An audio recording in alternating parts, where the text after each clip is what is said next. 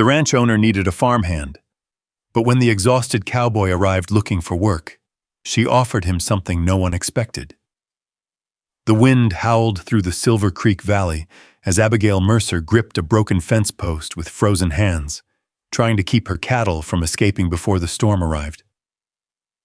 Then a worn-out cowboy appeared at her gate, asking for a job. She studied him quietly, reached into her coat pocket, and gave an answer that left him speechless. But what forced her to make such an impossible offer? Stay with us and share your thoughts as this unforgettable frontier story begins. The wind came down from the Wind River Mountains before sunrise, carrying the kind of cold that settled into wooden walls and stayed there. Abigail Mercer felt it in her hands first. She pulled her wool coat tighter around her shoulders and drove the last fence staple into the post with a worn iron hammer. The leather around her gloves had cracked from months of work, and her fingers ached every time she wrapped them around the handle. The fence line stretched across the eastern pasture of Silver Creek Ranch, nearly half a mile of weathered posts and wire standing between her cattle and the open wilderness beyond. Normally, a job like this would have taken 2 men less than a day. Abby had been doing it alone for 3. She stepped back and studied the repair. The post leaned slightly. She frowned. Not good enough. The words came out quietly, more like a promise than a complaint. She set the hammer down, grabbed the shovel from the back of the wagon, and started digging around the post again. The sun was barely above the mountains, but she had already fed the horses, checked the water troughs, repaired a broken latch on the barn, and carried 2 sacks of grain across the yard. At 39 years old, Abigail Mercer knew exactly what her body could do. She knew how much weight she could lift, how far she could walk, how long she could work before her knees began to complain. People in Redstone Cross thought they knew things about her too. They saw a large woman in a faded brown dress and a heavy work coat. They saw a woman who owned a ranch without a husband. They saw someone who did not fit the picture they had in their minds of what a ranch owner should look like. But they never saw the mornings before sunrise. They never saw her standing alone in the snow, counting cattle by lantern light. They never saw her staying awake until midnight repairing harnesses because there was nobody else coming to do it. Abby had learned a long time ago that people often judged what they never bothered to understand. She pushed the shovel deeper into the frozen ground. Then she heard the sound. A horse, not one of hers. She stopped and looked toward the ranch entrance. The old wooden gate stood several hundred yards away, covered in frost. Beyond it, the trail disappeared into a gray morning filled with blowing snow. A rider approached slowly. Abby wiped her gloves against her coat and reached for the rifle leaning against the wagon. She did not point it. She simply held it. Living alone on a remote ranch taught a person to be careful. The rider came closer. A bay horse, a man wearing a weathered hat and a dark canvas coat with snow collecting along the shoulders. He looked like someone who had spent more nights outdoors than inside. When he reached the gate, he pulled the horse to a stop. "Morning," he called. Abby did not answer immediately. The man looked at the broken fence behind her, then at the barn, then back at her. He was studying the ranch. She noticed that. Most strangers looked at the house first, or looked at her. This man looked at the work. "I'm looking for employment," he said. "Heard Silver Creek might need another hand." Abby rested one hand on the fence post. "You heard wrong." The cowboy glanced at her. "You don't need help? I didn't say that." The man waited. That irritated her slightly. Most men either argued or tried to explain things to her. This one simply waited. She looked him over carefully. He was probably in his early 40s. Weathered face, tired eyes. A small tear near the shoulder of his coat had been repaired with rough stitching. His horse was well cared for. His saddle was old but maintained. His boots had been cleaned recently, a man who took care of what little he owned. "What's your name?" she asked. Caleb Dawson. Any references? A pause. Not recent ones. That answer was honest. Too honest, maybe. Abby almost respected him for it. Almost. She turned away and walked toward the house. Thank you for stopping by, Mr. Dawson. He did not move. That means no. That means I have enough problems without adding another one. His eyes moved toward the barn. You've got a broken north gate, 3 weak fence posts near the creek, and a roof section on the west side that won't hold another heavy snow. Abby stopped walking. Slowly, she turned back. You always inspect a place before asking for work, only places where I think I can help. She stared at him. You think you can help? Yes, ma'am. The answer was calm, not arrogant. That bothered her more. She walked back toward the gate. You don't know me. No, you don't know this ranch. No, you don't know what kind of work it takes. Caleb looked past her toward the fields. I know enough. Abby crossed her arms. And what exactly do you know?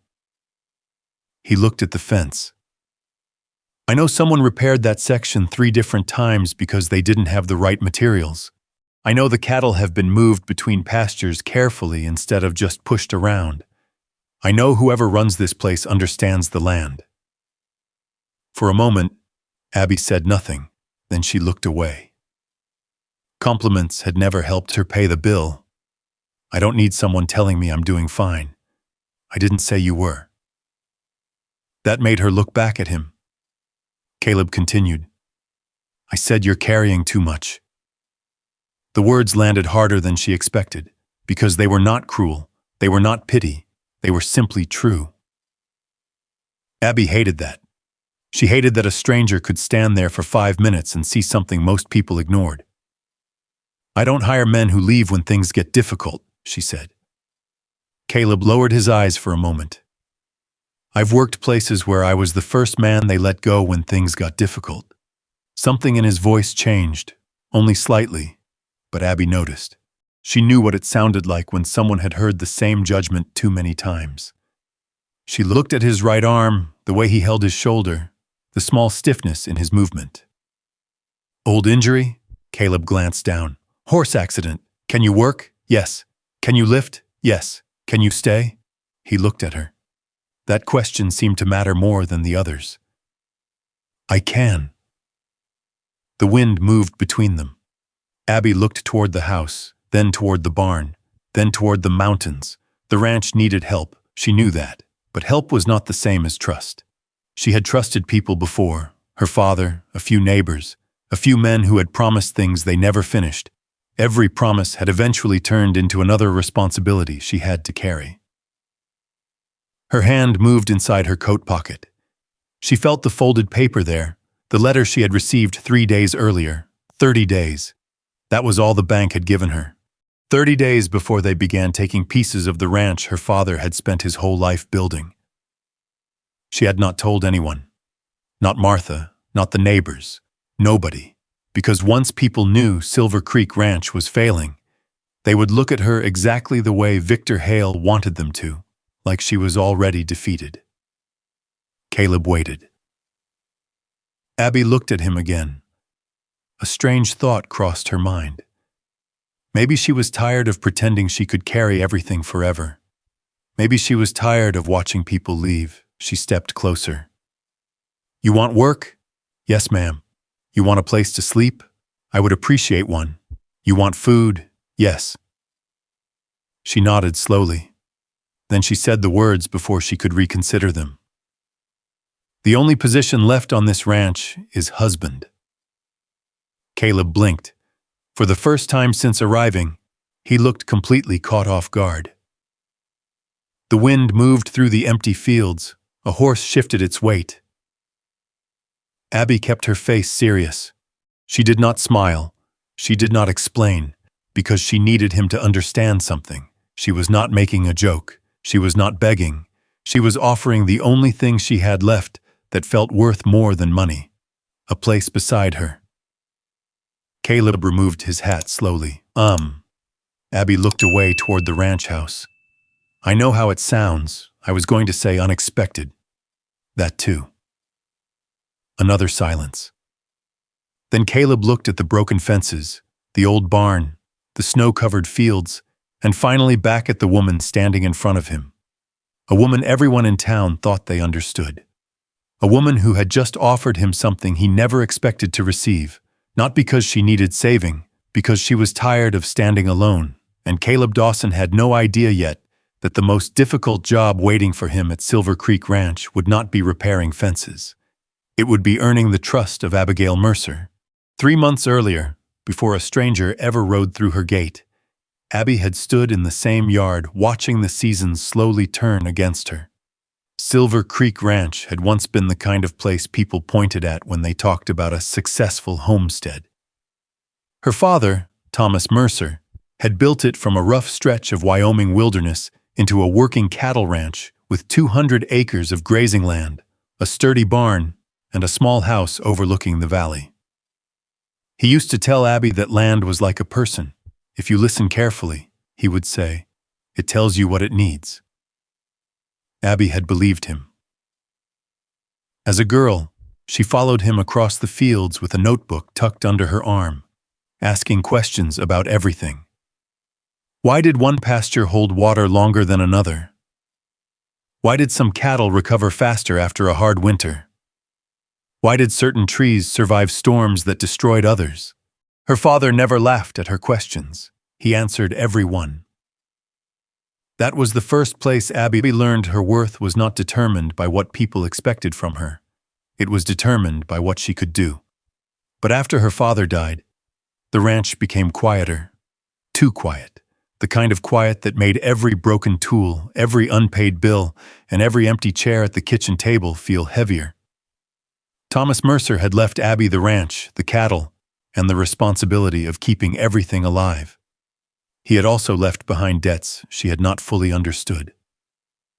The first year after his death, she told herself it was temporary. The second year, she stopped telling herself anything.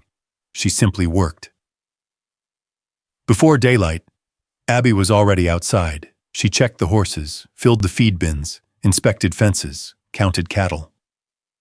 She knew every animal by sight, the old red cow near the western field that always lagged behind the herd, the young steer that favored one leg after running too hard, the mare that refused to drink from the creek unless Abby stood nearby. Those small details mattered. They were the difference between running a ranch and simply owning one. But owning land did not mean the land would forgive hardship. That winter had been especially cruel. Snow arrived early. The roads into Redstone Crossing became difficult. Feed prices climbed. 2 of Abby's best cows had died before spring, and the money she lost from them had never been recovered. By summer, the barn roof needed repairs. By autumn, the north fence had started leaning, and by the time she received the letter from the bank, Abby already knew what it meant before she opened it. She stood in the kitchen holding the paper with both hands. The coffee in her mug had gone cold. The fire had burned low. The words were simple. 30 days. That was all. 30 days before the debt attached to Silver Creek Ranch would move toward foreclosure. Abby read the letter twice. Then she folded it neatly, placed it inside the kitchen drawer, and went outside to repair a broken gate. That was what she did. She handled what was in front of her. One problem at a time, one fence post at a time, one morning after another. But Redstone Crossing had a way of noticing when someone was struggling, and people noticed Abby, not because she caused trouble, because she did not. She kept to herself. She bought supplies, paid what she could, returned every borrowed item. She never asked neighbors for help. Some admired that. Others used it as a reason to talk. She's stubborn. She should sell before she loses everything. She needs a husband. That last one followed her everywhere. At the general store, at church gatherings, outside the diner near the town road. As if marriage was a tool like a hammer. As if a woman's life could be repaired simply by attaching herself to a man. Abby heard those comments. She always heard them. She just never gave anyone the satisfaction of seeing them hurt her. One afternoon, she rode into Redstone Crossing for supplies. The town sat between two stretches of open land, with wooden buildings lining the dusty main street. A blacksmith shop near the corner, a small hotel with faded paint, the supply store with its wide front windows. Abby tied her horse outside the general store and walked in. The bell above the door rang. Clara Whitfield looked up from behind the counter. "Afternoon, Abby." "Afternoon, Clara." Clara was younger than most of the shop owners in town, only 34, but she ran the store carefully. Her shelves were always organized. Her receipts were always written clearly. Abby appreciated that. "Clad flour, lamp oil, and fence wire," Abby said. Clara reached for the order book. "Anything else?" Abby hesitated. For half a second, she thought about saying yes. She thought about asking if Clara knew anyone looking for ranch work. Then she stopped. She hated the feeling of needing something. "No," Abby said. Clara looked at her for a moment but did not push. That was one reason Abby respected her. Clara knew when silence was kinder than questions. Before Abby left, the door opened behind her. Victor Hale entered. The room changed. Not dramatically, nobody stopped moving, nobody announced him, but Abby noticed. Everyone noticed. Victor Hale had spent years becoming the kind of man people made room for. He owned Hale Cattle Company, he controlled shipping contracts, he had money in several businesses around Redstone Crossing. His coat was always clean, his boots were always polished, his voice was always calm. That was what made him dangerous. Men who shouted were easier to understand. Victor smiled slightly. "Miss Mercer." "Mr. Hale, I heard you were having difficulties keeping Silver Creek running." Abby held her receipt in her hand. "I'm managing." Victor glanced toward the window. "Managing is a difficult word." She said nothing. "I would hate to see your father's ranch fall apart." The mention of her father bothered her more than she wanted it to. "He built that ranch, yes," Victor said, "and he was a hard-working man." A pause.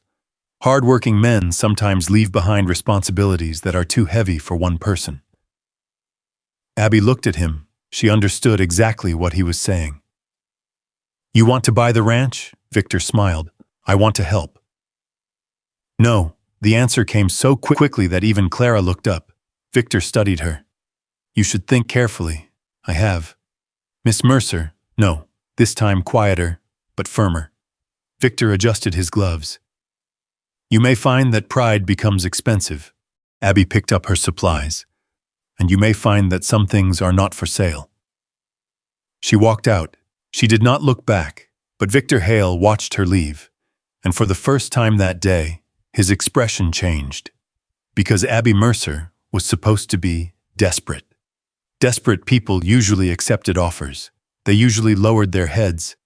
They usually thanked men like Victor for giving them a way out.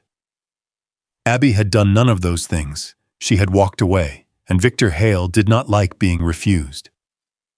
That evening, Abby returned to Silver Creek Ranch as the sun disappeared behind the mountains. The house was cold. The kitchen was quiet. She placed the supplies on the table and removed her coat. For a moment, she stood there, alone. The letter from the bank was still in the drawer. The broken fences were still waiting. The winter was still coming. She walked to the window and looked across the ranch. 200 acres. Her father's land, her home, the place everyone expected her to lose. Abby rested one hand against the glass. "I'm not done yet," she whispered. The words disappeared into the empty room, but she heard them. And the next morning, when Caleb Dawson arrived at Silver Creek Ranch asking for work, he found a woman already fighting a battle nobody else could see. A woman who needed help, but would rather ask a stranger to become her husband than admit she could not carry everything alone. That was what Caleb Dawson kept thinking about as he sat in the small storage room behind the Mercer farmhouse that first night. The room was barely large enough for a narrow cot, a wooden chair, and a small table beneath the window. It was not much, but it was clean. They were folded blankets stacked neatly in the corner. A lantern hung beside the door. A small iron hook held his coat. Caleb had slept in worse places, much worse. Still, sleep did not come easily, not because the bed was uncomfortable, because he was trying to understand Abigail Mercer. Most people who needed help asked for it carefully. They apologized. They explained. They tried to make themselves smaller. Abby had done the opposite. She had stood in that freezing yard with a broken fence behind her and a foreclosure letter hidden in her coat, and looked him straight in the eye. Husband. The word still sounded strange. Caleb stared at the ceiling beams. He had met plenty of unusual people during his years on the trail, but he had never met a woman like Abigail Mercer. The next morning, he woke before sunrise. Old habits. A ranchman learned quickly that daylight was something you used, not something you waited for. He stepped outside quietly, expecting the property to still be asleep. It was not. Abby was already in the barn. She stood beside one of the horses, brushing its coat while checking a small cut near its shoulder. She did not notice him at first. That surprised him.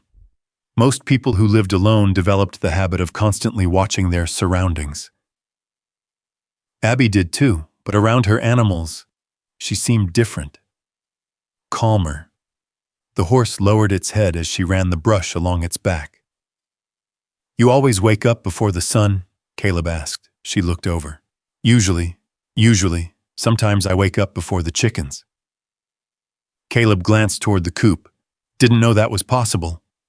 A small movement crossed her face. Not quite a smile, almost one. Then it disappeared. "You hungry?" It was not a warm invitation, more like a practical question. "Yes, ma'am.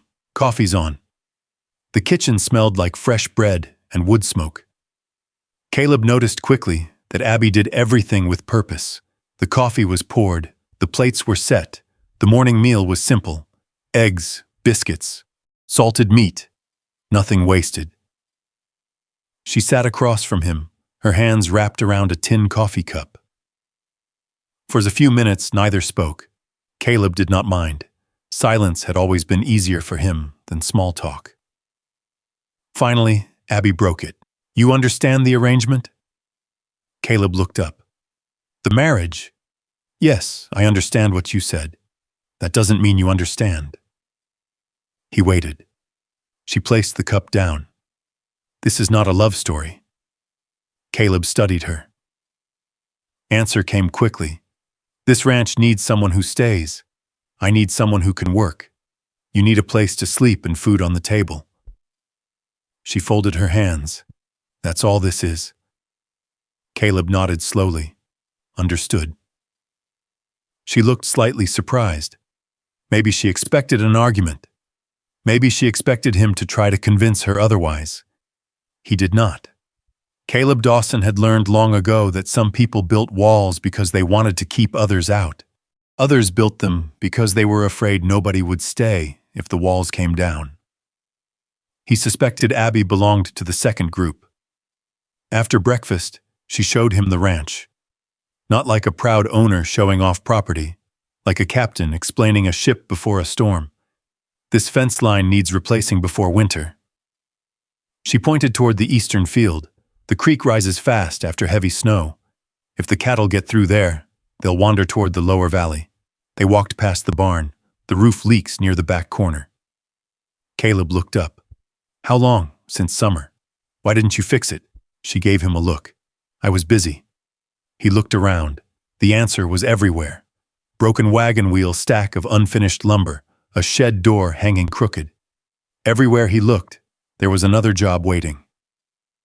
"You've been doing all this alone? For 2 years." Caleb did not answer. He did not need to, Abby noticed anyway. "I don't need sympathy. I didn't offer any. Your face did." That caught him off guard. He looked away. "My face doesn't usually say much. It does." For the first time, Caleb saw something close to humor in her eyes. Only for a second. Then she walked ahead. The work began. And Caleb quickly learned something. Abigail Mercer was not pretending to be capable. She was capable. She knew the ranch. She knew the cattle. She knew the land. She could look at a damaged fence and tell where the problem started. She could hear a horse shifting in a stall and know something was wrong. She could judge the weather by the color of the clouds above the mountains, but she had been doing the work of several people, with only herself to rely on. By noon, they had repaired part of the north fence. Caleb held a board in place while Abby drove nails through it. "You always swing that hard?" he asked. She glanced at the hammer. "It works. It also scares the nails." That time she actually smiled. Small, quick, but real. Caleb noticed. He looked away before she could see him noticing. The days settled into a rhythm. They worked, they ate, they slept. Nothing dramatic happened, and somehow that was what made it different. Caleb had spent years moving from ranch to ranch, always temporary, always proving himself, always waiting for someone to decide he was not useful enough. At Silver Creek, nobody asked him to pretend. Abby judged him by what he did, not by his damaged shoulder, not by the years missing from his work history, not by the fact that he arrived with everything he owned tied to one saddle. One evening, Caleb returned from checking the western pasture and found Abby sitting on the porch steps repairing a torn glove. The sun was setting behind the mountains. The whole valley was orange and gold. "You missed supper," she said. "I wasn't aware I was expected." She looked up. "You're working here. Yes, you eat here. Yes, then you're expected." Caleb nodded. "Fair enough." She handed him a plate she had kept warm. He took it. "Thank you." "You're welcome." Another quiet moment passed. Then Abby said, "You don't ask questions." Caleb sat beside her, leaving enough space between them. "What kind?" "About me." He looked toward the fields. "I figured if you wanted me to know something, you'd tell me." That answer stayed with her, because most people did not do that. Most people decided who she was before she spoke. They saw her size, her age, her unmarried life. They created the rest themselves. Caleb simply waited. "That was new. You're different," she said. "I'm not sure that's a compliment." "It is." He looked at her. For a moment, neither moved. Then Abby looked away first. The next morning, Caleb began repairing the barn roof. He climbed carefully, checking every beam before stepping forward. Abby watched from below. "You're favoring your left side." Caleb looked down. "My shoulder?" "Yes, it's fine. That means it isn't." He paused. "You always this observant?" "Yes. I suppose that makes lying difficult." "It does." A quiet laugh escaped him, a real one. Abby looked up. She had not heard that sound from him before, and Caleb noticed something too. For a woman who rarely laughed, Abby looked younger when she did, not different, just lighter. Now the end of the week, the barn was already stronger, the fence line was improving, the ranch still had problems, plenty of them. The debt was still there, winter was still coming, Victor Hale was still waiting. But something on Silver Creek Ranch had changed. Not the land, not the weather, not the bills. Something smaller, something between two people who had both spent years being judged by what others saw first. Caleb Dawson had arrived looking for work. Abigail Mercer had offered him a place beside her because she thought she needed a solution. None of them understood yet that the hardest part would not be surviving the winter.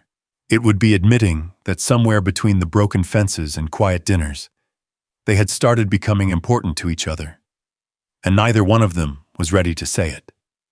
So they did what people on the frontier often did when something became too complicated to name. They worked. The days at Silver Creek Ranch moved with the steady rhythm of a place that had no patience for confusion. There were fences to repair, cattle to check, firewood to cut before the colder nights arrived. The ranch did not care if Abigail Mercer and Caleb Dawson were learning each other's habits. The horses still needed feeding. The roof still needed fixing. The winter still waited. But people noticed things, especially in a small town like Redstone Crossing. And by the end of the second week, people had started noticing Caleb. The stranger who arrived with an old saddle and a worn coat, the cowboy sleeping in the small room behind Abby's house. The man who walked beside her through town instead of behind her. That last part bothered some people more than they admitted. Abby had spent years being the subject of quiet conversations. She knew the sound of voices lowering when she entered a room. She knew the way people suddenly found something interesting to look at when they did not want to meet her eyes. But this time was different. This time the whispers were not only about her. They were about Caleb, and that made something inside her tighten. She first noticed it when she rode into Redstone Crossing for supplies. The morning was cold but clear, the kind of Wyoming morning where the mountains looked close enough to touch. Caleb rode beside her in silence. He had learned quickly that Abby did not enjoy unnecessary conversation. She appreciated people who could share quiet. At the supply store, Clara Whitfield was arranging sacks of flour near the counter. "Morning, Abby." "Morning, Clara." Clara looked toward Caleb.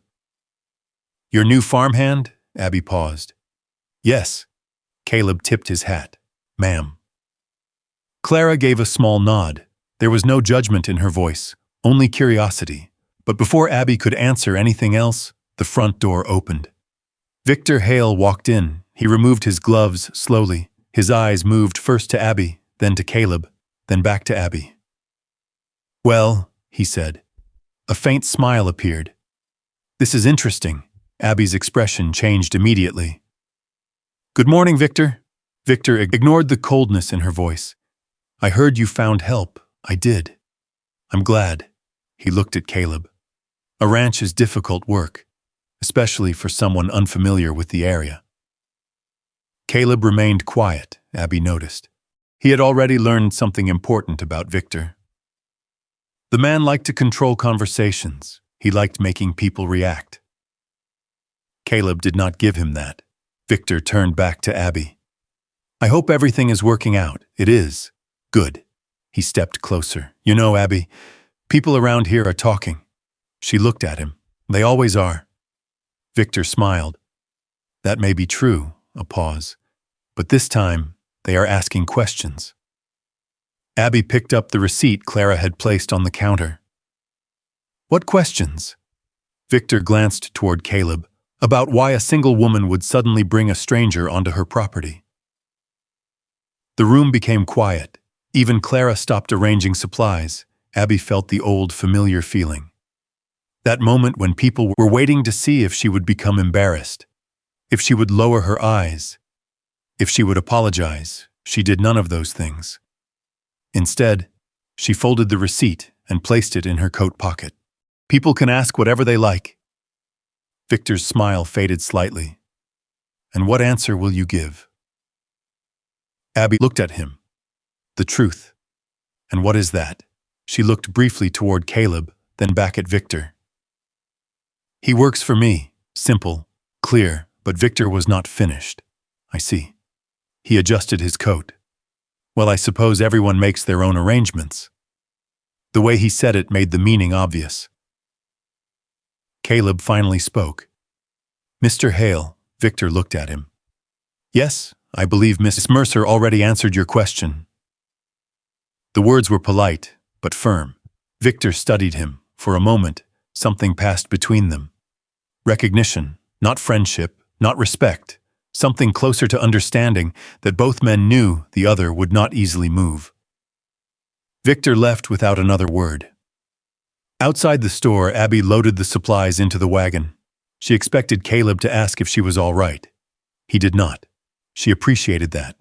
Instead, he lifted a heavy sack of feed and placed it in the back. "You didn't have to do that." "Do that," she said. "I know." That answer made her look at him.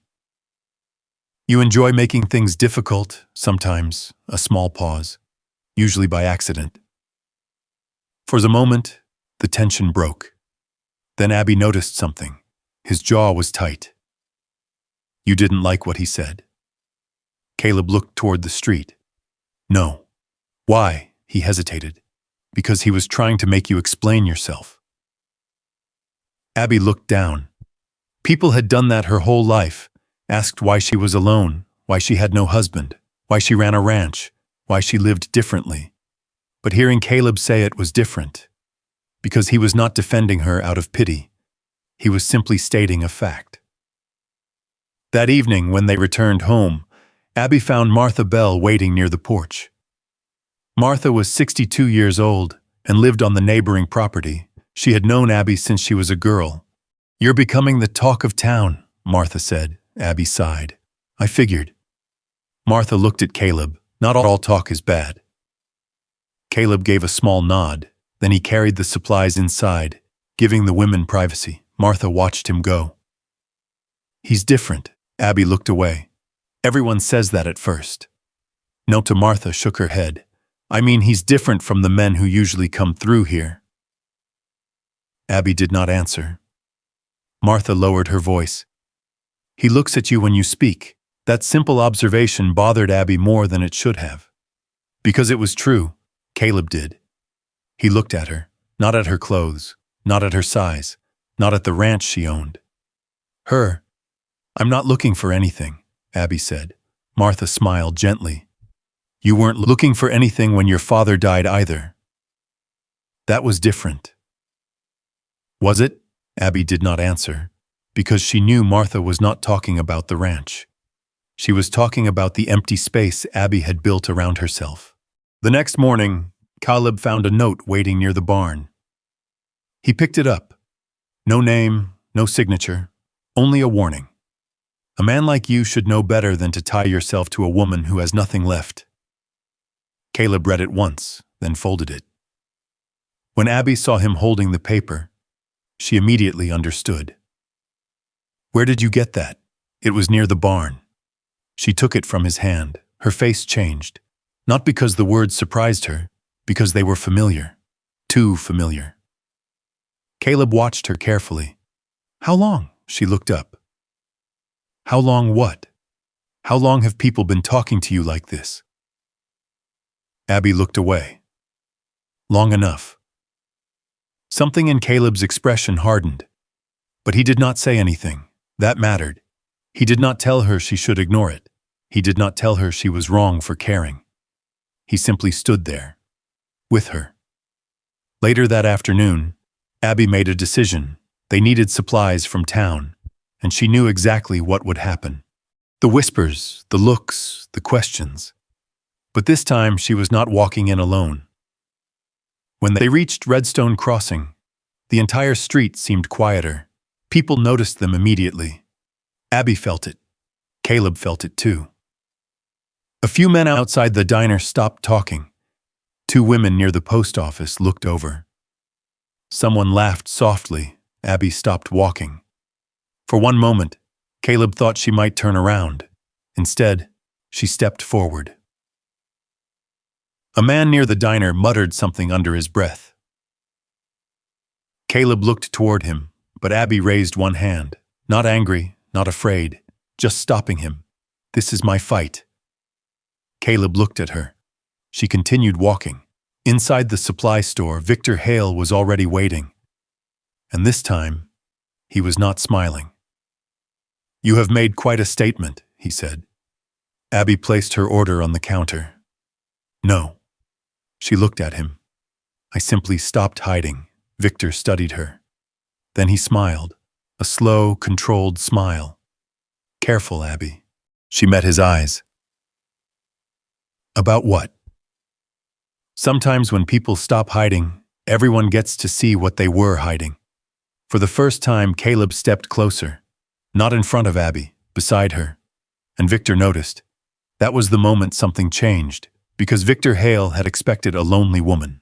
A desperate woman. A woman who could be pushed into surrender. He had not expected her to find someone who stood beside her.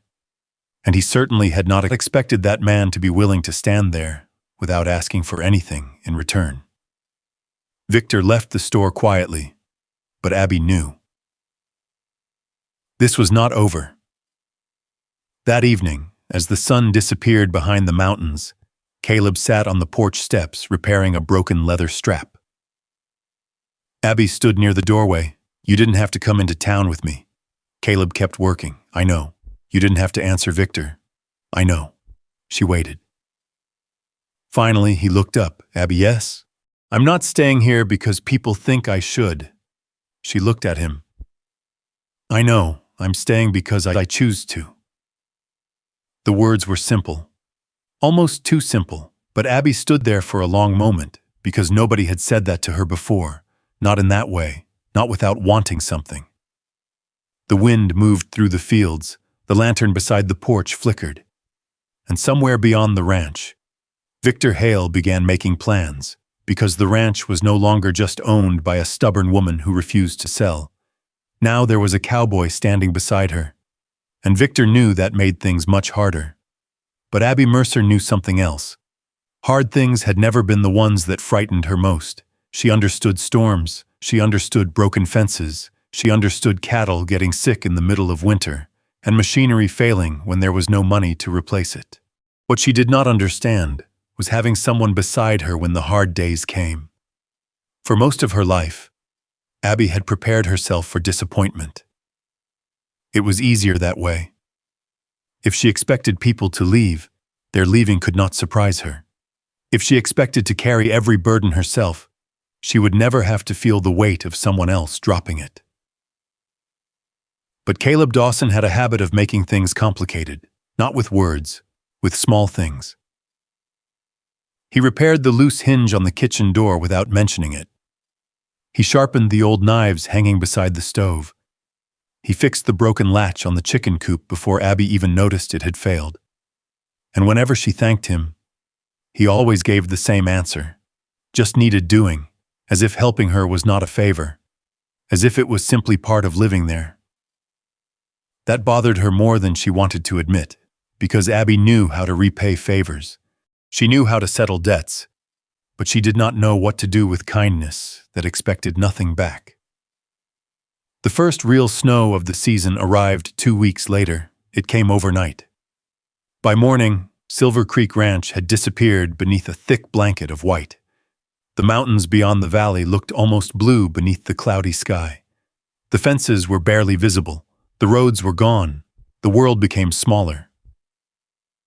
Abby stood on the porch holding a tin coffee mug, watching the snow fall.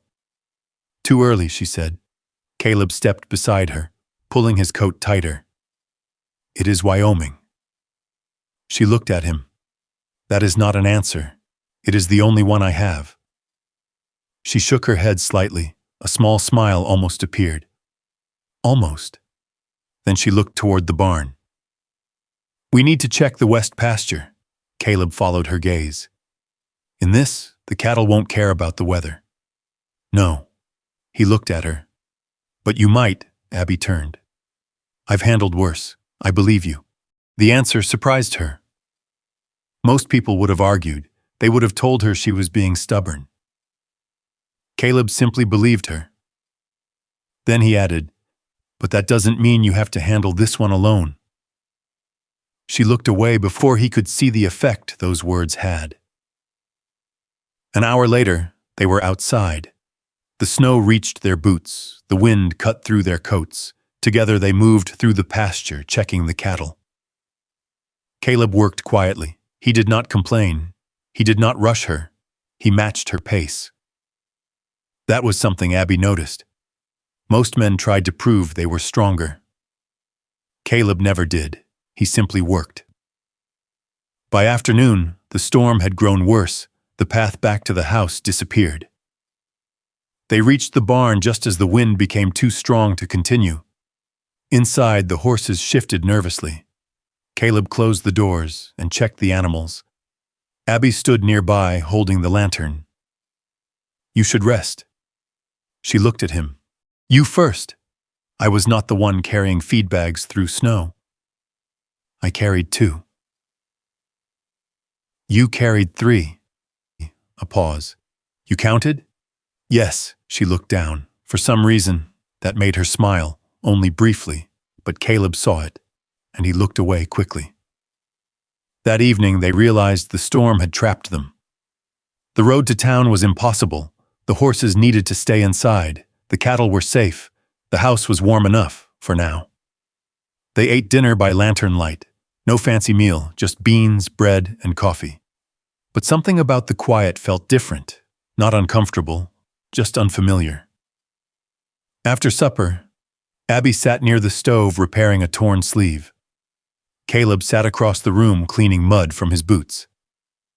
"You always fix everything yourself?" he asked. She did not look up. Usually. Why? The question was simple. But Abby stopped sewing because she knew the honest answer. Because if she did not, nobody would. Because somebody has to. Caleb nodded. "I understand." She glanced at him. "You do?" "Yes." The room became quiet. Then Caleb leaned back in his chair. "My last ranch job was outside Cheyenne." Abby listened. The owner had a big operation. More cattle than he could count. He looked down at his hands. "Lost control of a horse during training. Hurt my shoulder." He moved it slightly. It healed wrong. Abby watched carefully. "What happened after?" Caleb looked toward the window where snow hit the glass. "They decided I was not worth keeping." His voice remained calm. That almost made it worse. "They paid me what they owed and told me they needed someone younger." Abby stopped sewing. "You could still work." "I know. Then why did they treat you like you couldn't?" A faint smile crossed his face. "People see what they expect to see." The words stayed between them, because Abby understood them better than most. "They saw your shoulder." "Yes, they saw my size." Caleb looked at her. The fire cracked softly. Neither of them spoke for a moment. Then he said, "They were wrong." Abby looked back at her sewing. She wished those two words did not matter, but they did. The next day, the storm continued. They spent hours inside the barn making repairs and keeping the animals calm. At one point, Abby slipped on the frozen ground outside the feed room. Caleb reached out immediately. He caught her arm before she fell. For a second, neither moved. His hand was steady, her breath caught, not from fear, from surprise, because he did not pull her up like she was fragile. He simply gave her balance. Then he let go. "You all right?" "Yes." A pause. "Thank you." He nodded. "You're welcome. Nothing more." But somehow that small moment stayed with her. That night, the storm finally weakened. The wind became softer. The house became quiet. Abby sat by the window watching snow cover the fields. Caleb entered carrying 2 cups of coffee. He handed one to her. "You looked cold." She accepted it. "Thank you." Another silence. Then Abby said, "People think I don't want anyone around." Caleb sat down across from her. "I know, they're wrong." He waited. She looked into the coffee. "I just got tired of people deciding what I needed." Caleb said nothing. That was why she continued. "I got tired of being looked at and measured before anyone bothered to know me." The lantern flame moved between them. Then Caleb spoke. "I know what that feels like." She looked up, and for the first time she saw something in his expression she had not seen before. Not sadness, recognition. 2 people who had spent years being judged by strangers. 2 people who had learned to stand alone because standing alone felt safer. The storm passed the following morning. The sky cleared, the mountains returned. And while Caleb was helping Abby move an old wooden chest from the attic, something inside shifted. A small stack of papers slid loose from beneath an old blanket. Abby picked them up. She recognized the handwriting immediately. Her father's. She opened the first page. Caleb watched her face change. "What is it?" she read silently. Then she handed him the papers. The documents were old, land records, notes, letters, and one name appeared more than once. Victor Hale. Caleb looked at Abby. "This was before you owned the ranch." She nodded slowly. Her fingers tightened around the papers. "What did he have to do with my father?" Neither of them knew the answer yet. But they both understood one thing. The storm had passed. The real trouble had not passed. And for the first time, Abby Mercer was not standing in front of that trouble alone. The papers from her father's old chest sat on the kitchen table for 3 days. Abby moved around them like they were something alive. Every morning she made coffee before sunrise, fed the stove with split wood, checked the cattle, and handled the chores that never seemed to end. But every time she walked past that table, her eyes returned to those documents, her father's handwriting, his careful notes, the names she wished she had never seen. Victor Hale. Caleb noticed. He did not push. That was one thing Abby had started learning about him. He knew when to speak, and he knew when silence was the better choice. On the 4th morning, Abby finally unfolded the oldest document. The paper was yellow at the edges, the ink had faded, but the words were still clear. Her father had written about a meeting with a land agent 6 years earlier. A meeting Abby remembered nothing about. She had been away in town that week, helping Martha Bell after a fall. Her father had never mentioned it. Caleb stood near the doorway, holding a piece of harness leather he had been repairing. "Does it say?" Abby did not answer immediately. She read the page again, then she placed it down. "He was worried. About Hale?" She nodded. Caleb stepped closer. "What kind of worry?" Abby picked up another paper. There was a disagreement over the northern boundary line. She frowned. "My father believed someone was trying to change the records." Caleb looked toward the window. Outside, the snow had begun melting from the rooftops. Small drops fell from the eaves, a slow, steady sound. "Did your father keep copies of everything?" "He kept everything." A faint smile crossed her face. "Bills, receipts, letters, even old grocery lists." Caleb looked at the stack. "That may have saved you." Abby looked at him. "Or it may prove I was already losing." She folded her arms. "I still owe money." Caleb said nothing, because he knew she was right. Silver Creek Ranch was beautiful, but beauty did not pay debts. The fences needed repairs. The cattle needed feed. The roof over the east barn still leaked when storms came through, and winter had taken more from them than either expected. Later that afternoon, Caleb rode into the northern pasture to inspect the old boundary markers. Abby wanted to go with him. He told her the trail was still muddy. She told him she had walked that land since she was a girl. He said nothing. She understood that silence. "You think I'm stubborn?" "No." She raised an eyebrow. "You hesitated. I was choosing a safer word." For a moment she stared at him, then unexpectedly she laughed. A real laugh, quiet, short, almost forgotten. Caleb smiled, and Abby immediately looked away. The two of them rode toward the northern edge of the property. The mountains rose in the distance, their peaks still covered with snow. Silver Creek ran along the valley below. It was the reason Abby's father had chosen the land. Water, grass, a place where cattle could survive. When they reached the old fence line, Caleb dismounted and examined the wooden posts. These were moved. Abby stepped closer. "What?" He pointed. The original line would have been farther east. She looked at the ground. At first she saw nothing. Then she noticed it, the old holes where the fence posts had once stood. Someone had moved them, not recently, but carefully, enough that most people would never notice. Caleb walked along the boundary. After a few minutes, he stopped. "Abby." Something in his voice made her move closer. He knelt beside a buried stone marker. It was nearly hidden beneath dirt and grass, but carved into the stone were the initials of the original surveyor. Her father had shown it to her when she was a child. She remembered sitting on his shoulders while he explained every corner of the ranch. That marker was supposed to be here.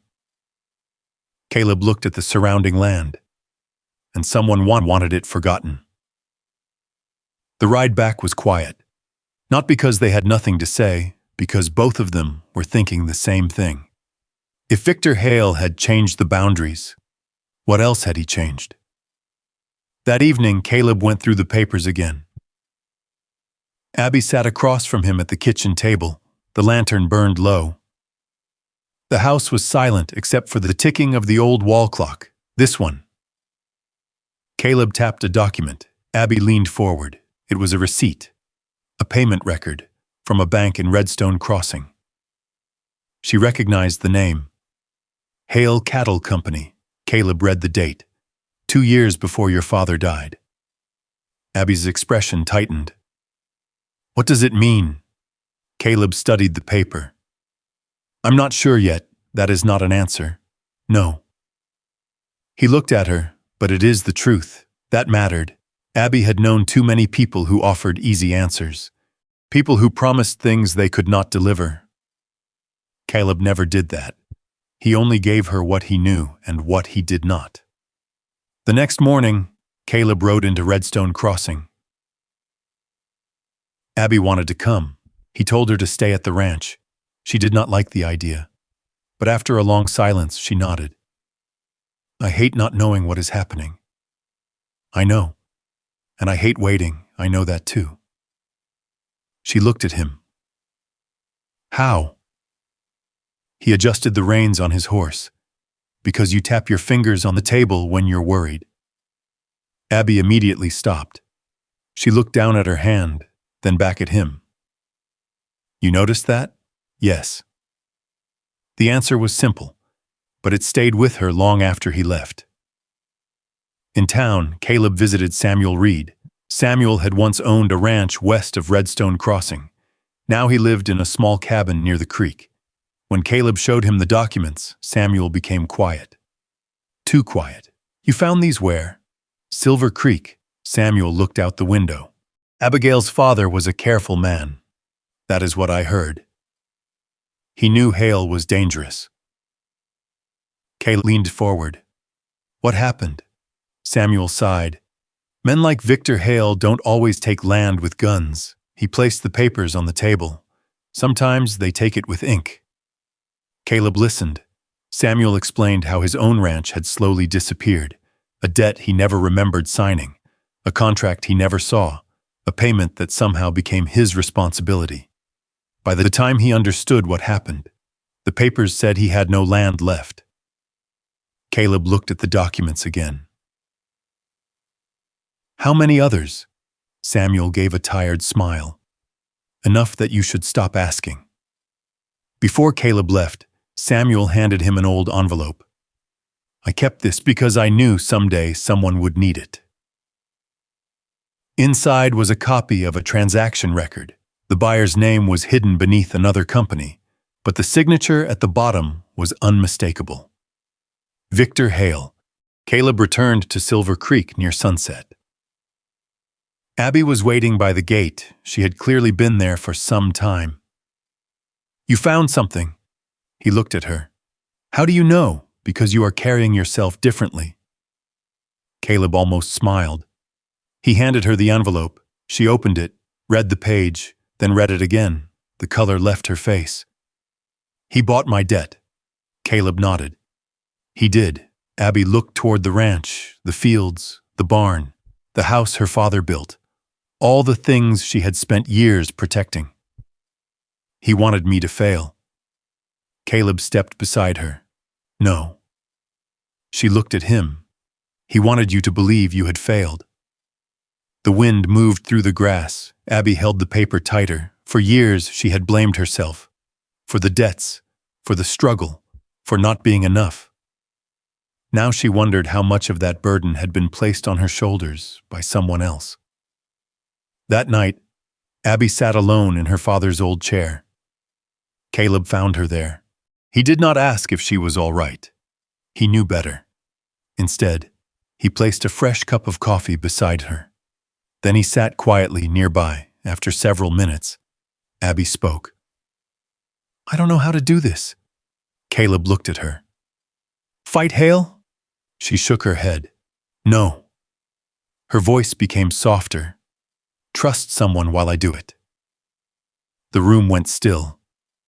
Caleb looked at her for a long moment. Then he said, "You don't have to trust me all at once." A pause. "Just enough to let me stand beside you today." Abby looked at him, and for the first time since he arrived at Silver Creek Ranch, she did not feel like she was carrying a man beside her. She felt like she was carrying something together. But outside the ranch house, miles away in Redstone Crossing, Victor Hale received word that Caleb Dawson had started asking questions. And for the first time, the wealthy ranch owner realized Abigail Mercer was no longer fighting alone. Victor sat behind his large oak desk in the back room of Hale Cattle Company's office. The room was warm. A fire burned low in the stone fireplace. A cup of untouched coffee sat beside a stack of business papers. Most men who entered that office lowered their voices. They knew Victor Hale had built his name carefully. He did not need to raise his voice. He did not need to threaten anyone openly. He only needed to make people understand what happened to those who stood in his way. The ranch hand standing near the door finished his report. Dawson was asking Samuel Reed about old land records. Victor's fingers stopped moving. "Samuel Reed?" The ranch hand nodded. Victor leaned back slowly. "That old fool still has those papers?" "I don't know, sir." Victor looked toward the window. Outside, Redstone Crossing moved as it always did, wagons passing along the muddy street. Merchants opening their doors, men carrying feed sacks from the supply store. A normal day, a peaceful day. At least that was what people saw. Victor had spent years making sure the town stayed that way, quiet, predictable, obedient. "Find out what Dawson knows," Victor said. The ranch hand nodded. "And the woman?" Victor looked down at the document on his desk. Abigail Mercer's name was written across the top. He had expected her to surrender. Most people did when they were alone. But now she had a cowboy beside her. That changed things. "Start with the town," Victor said. "People believe what they hear." The ranch hand understood. Before leaving, he asked, "Should we remind them about her debt?" Victor gave a small smile. "No." He looked toward the mountains in the distance. Let them remind each other. At Silver Creek Ranch, Abby noticed the changes within a week. It started small. The supply order from Clara Whitfield's store arrived late. Then came the missing items. 2 sacks of flour, a box of lamp oil, a shipment of nails that never appeared. When Abby rode into town to ask about it, Clara avoided looking directly at her. That was unusual. Clara had always been polite.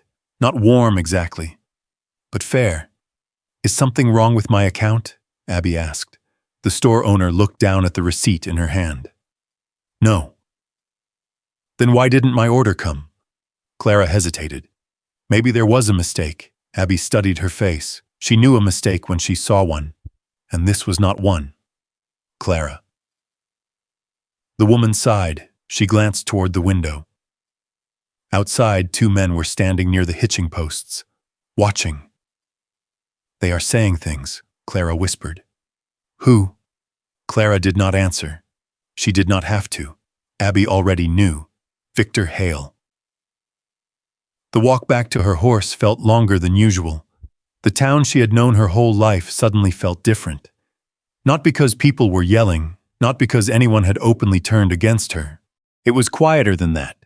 Doors closed a little faster. Conversations stopped when she entered. People who once waved from across the street looked away.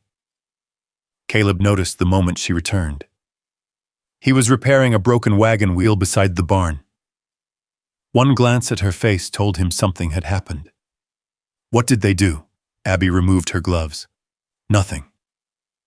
Caleb waited. She looked at him, then away. "That is the problem."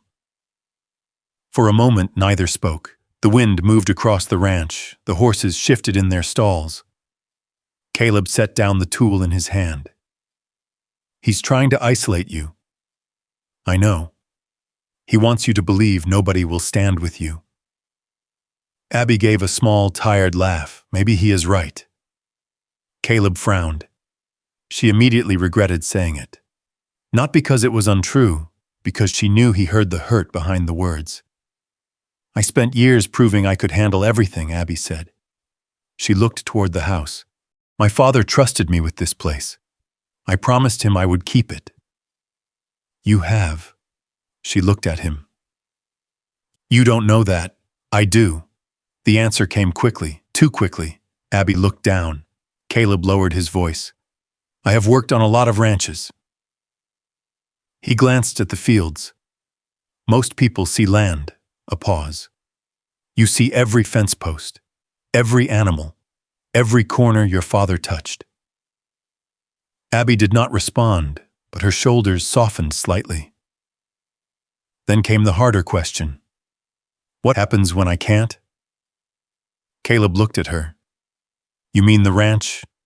She shook her head. No, the word was quiet, almost lost in the wind. What happens when I cannot keep pretending I don't need anyone? Caleb had no answer ready, and Abby noticed. That bothered her more than if he had said something wrong, because she was not asking about the ranch anymore. She was asking about him. The next few days became harder. The feed supplier in town refused to extend credit. A man who had repaired the ranch wagon for years suddenly said he was too busy. Even the blacksmith avoided taking Abby's horse when she brought him in. Caleb watched all of it. He watched the small humiliations, the polite smiles, the excuses, the way Abby stood straighter every time someone turned away. As if she could carry embarrassment the same way she carried heavy sacks of grain. One evening, Caleb found her fixing a fence alone. The sun was disappearing behind the mountains. She had mud on her boots. Her coat was unbuttoned.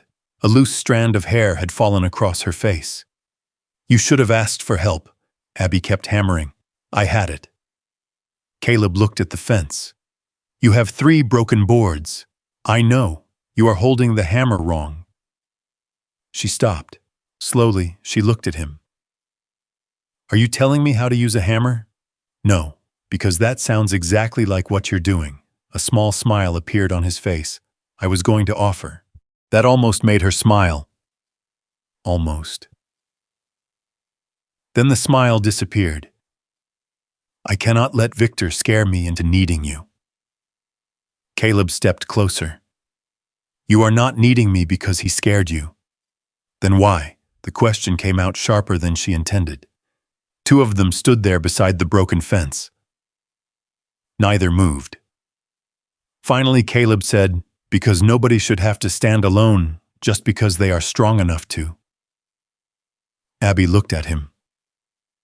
For a moment, the distance between them seemed smaller. Then she turned away.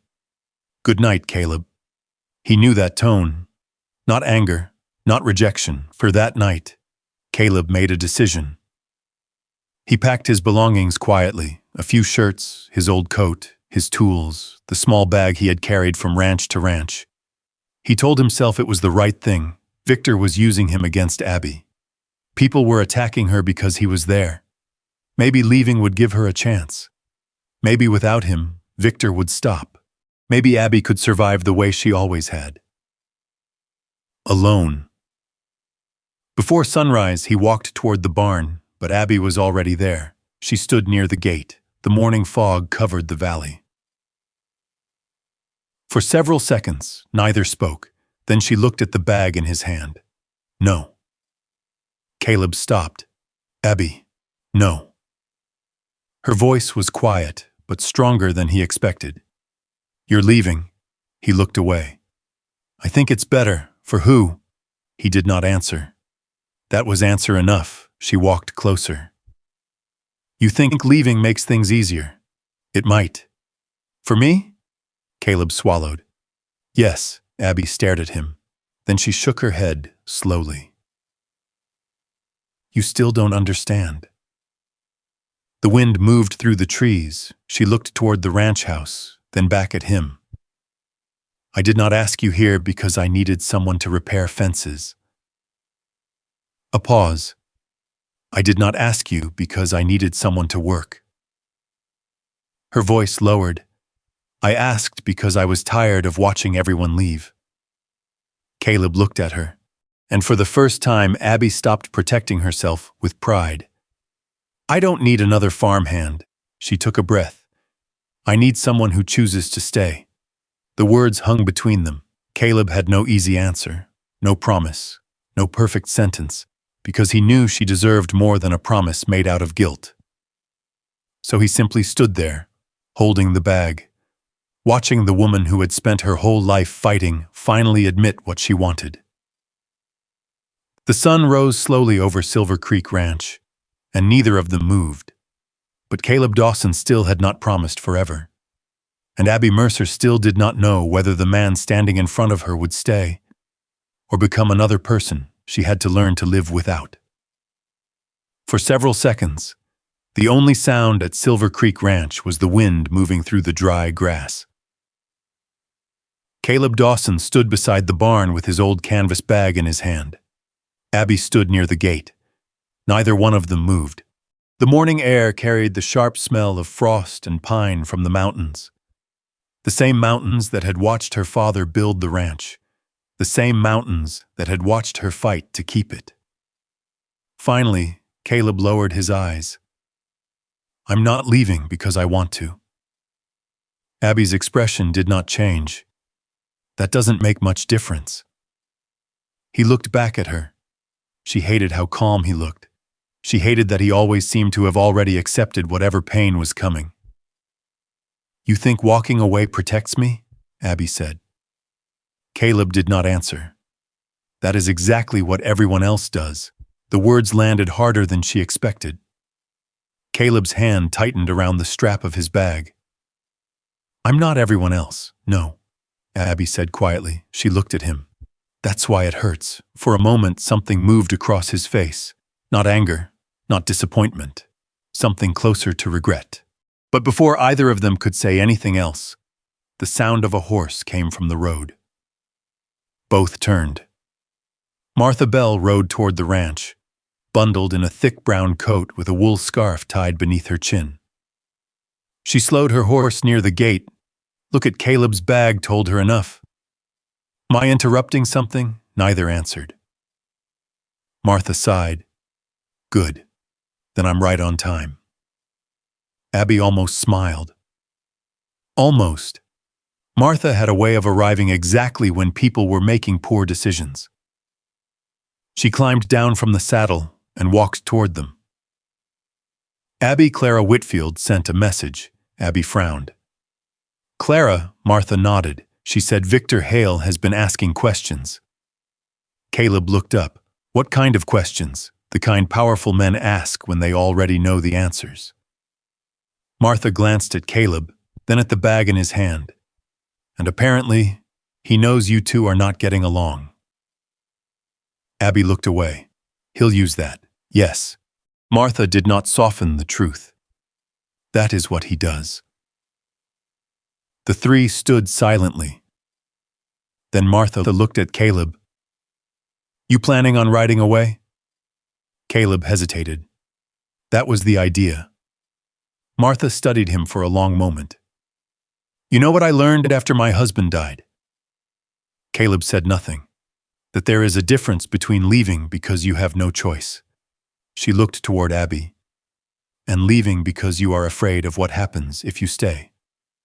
Caleb looked uncomfortable. Martha smiled slightly.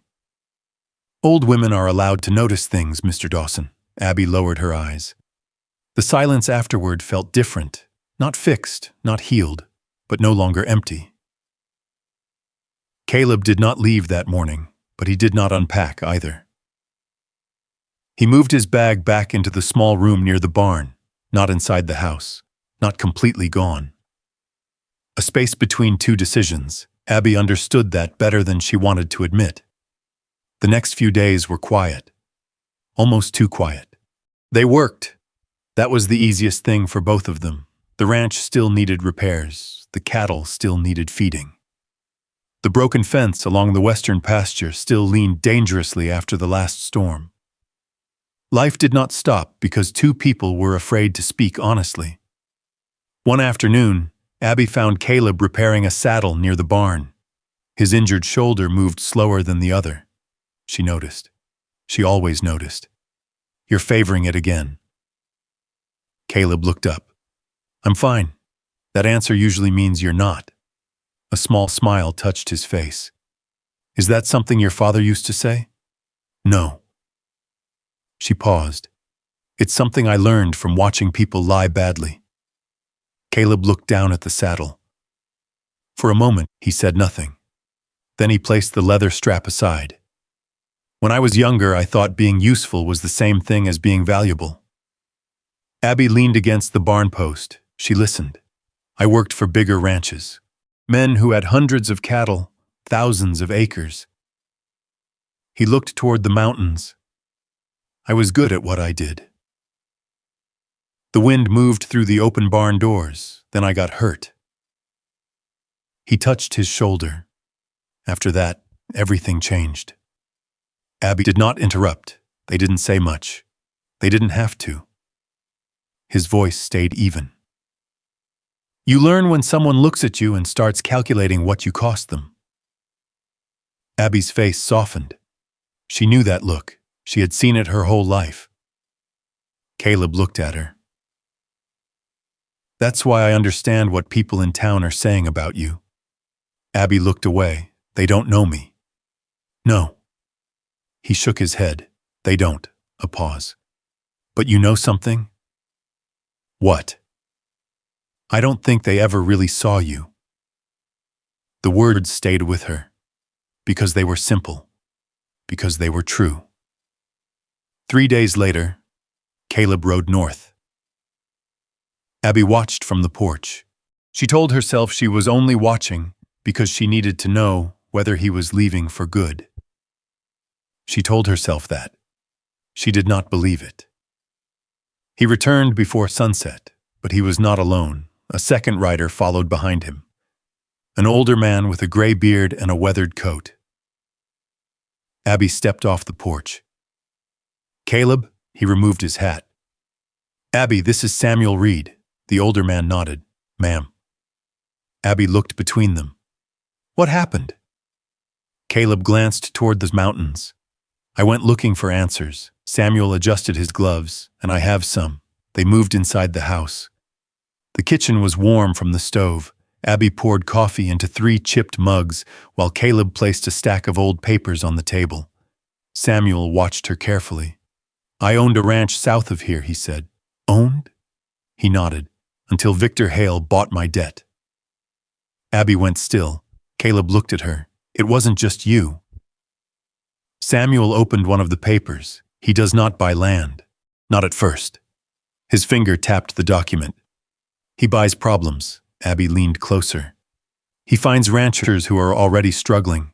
A bad season, a broken barn, medical bills, anything. Samuel's jaw tightened. Then he waits. The room became quiet. He offers help. Abby looked at the papers. And when they accept, he changes the terms. Caleb placed another document on the table. This is what I found. Abby picked it up. Her eyes moved across the page, the handwriting, the dates, the numbers. She understood enough. Victor had not discovered her weakness. He had helped create it. For a long moment, nobody spoke. Then Abby slowly set the paper down. He knew. Caleb nodded.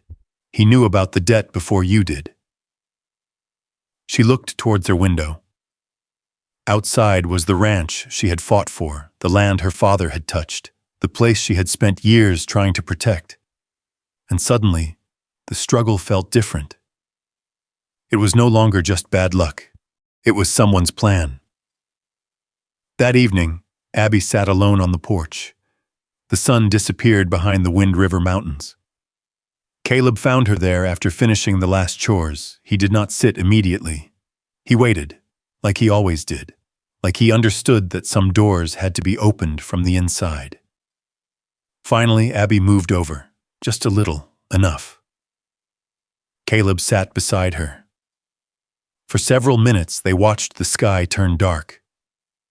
I was wrong, Abby said. Caleb looked at her. About what?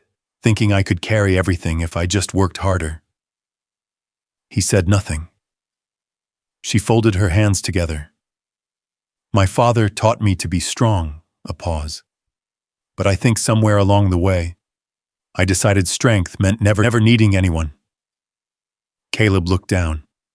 I know that feeling. She glanced at him. Do you? He nodded. More than you think. The two sat there in silence.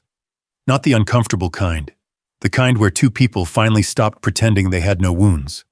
Then Caleb said quietly, I found something else. Abby turned. What? He looked toward the table inside, where the documents waited. When I was younger, before my shoulder injury, I worked with a man who investigated land disputes. Abby frowned. We're an investigator, not officially, a small pause. But I learned how these things work. She studied him. You never told me. I didn't think it mattered. Abby looked at him. It matters now. Caleb nodded. I know. The night settled around them. And for the first time since he arrived at Silver Creek Ranch, Abby did not feel like she was standing beside a hired hand. She felt like she was standing beside someone who understood the fight ahead. Someone who had his own reasons for being afraid. Someone who had returned. But neither of them knew yet that Victor Hale had already begun his next move, and this time, he was not going after the ranch. He was going after everything that made Abby believe she could win. Victor Hale had always understood one thing about people. Most people could be defeated long before they were forced to surrender. They could be worn down. They could be isolated. They could be made to question their own judgment until giving up felt like their own decision. That was how Victor had built his empire. Not with loud threats, not with reckless choices, with patience. And now Abigail Mercer had become a problem because she had stopped being afraid. So Victor decided to remind her what fear felt like. The first sign came 2 mornings later. Abby found a notice pinned to the ranch gate. The paper was folded neatly. No damage, no angry message, just a clean document held in place by a small iron nail. She removed it carefully. Caleb stood beside her. What is it? Abby read the first few lines. Her expression changed. Not dramatically, just enough. Caleb noticed. What? She handed him the paper. It was a notice from Hale Cattle Company, a formal statement, a reminder of Abby's outstanding debt, a warning that failure to resolve the matter could result in further legal action. Caleb read it twice. This is intimidation. Abby shook her head. No, she folded the paper. This is something worse. What? He wants me to react. Caleb looked at her. He wants you angry. She placed the notice in her coat pocket, because an angry woman is easier to dismiss. Caleb said nothing. He knew she was right. That afternoon, Abby rode into Redstone Crossing with Caleb beside her. The town looked the same wooden sidewalks, the same hitching posts, the same storefronts with painted signs hanging above the doors. But it felt different. People noticed them, some looked away, others whispered. Abby kept her eyes forward. She had spent years walking through rooms where people judged her before she spoke. This was not new, but now Caleb was beside her, and somehow that made the silence louder. They stopped at Clara Whitfield's supply store. Clara was arranging jars behind the counter. When she saw Abby enter, she paused. Abigail, Clara. A moment passed, then Abby placed a list on the counter. I need these supplies. Clara glanced at the paper. Her fingers tightened slightly. I'm sorry. Abby already knew. You can't fill the order.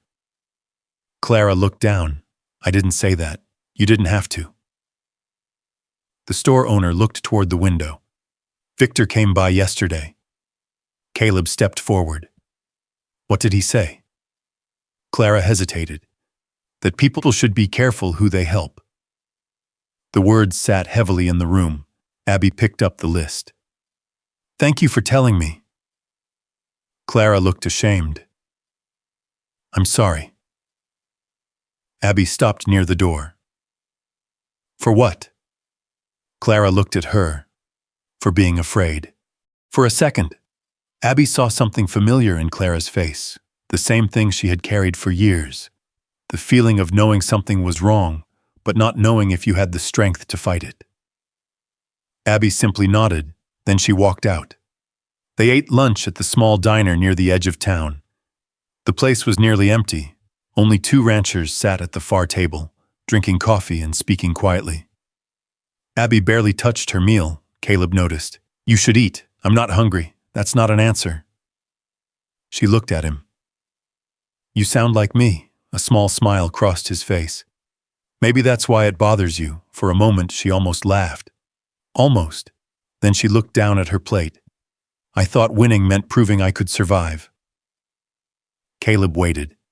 "I thought if I worked hard enough, people would eventually respect me."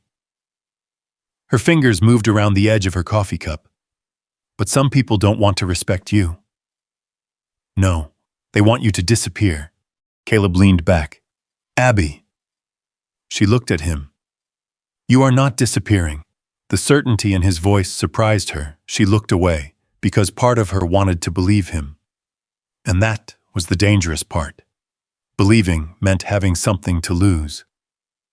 Victor arrived at Silver Creek Ranch 3 days later. He came alone. That was unusual. Men like Victor Hale rarely traveled without someone nearby. But he wanted Abby to understand this conversation was personal. She was repairing a section of fence when she saw him riding toward the house. Caleb was near the barn. The moment he saw Victor, he stopped working. Abby noticed. "Stay here." Caleb looked at her. "I'm not sure I like that plan." "I know." She put down the hammer. "But this is my ranch." A pause. "My fight." Caleb studied her face. Then he nodded, but he stayed close. Victor climbed down from his horse. He looked around the property, not like a visitor, like someone already imagining ownership. "Abigail." "Victor." He removed his gloves. "I came to make peace." Abby almost smiled. "You came to make an offer." He gave a small nod. "Fair enough." He reached into his coat and removed a folded document. "You have been through enough." Abby did not take it. "I'll decide that." Victor ignored the comment. "I am willing to forgive the entire debt." The wind moved through the yard. Even Caleb looked surprised. Victor continued. "You keep your house, you keep your cattle. You walk away from this situation with nothing hanging over you." Abby stared at him. "What do you want?" Victor looked toward the mountains, the upper grazing land. The words confirmed what Caleb already suspected. The land mattered, not the debt, not the money, the land. "Why?" Victor looked back at her. "Because it is valuable." "That's not the truth." A small pause. Victor's expression hardened slightly. "You always were your father's daughter." Abby felt the words, not because they were kind, because they were meant to remind her. Her father, the ranch, everything she could lose. "You knew about my debt before I did."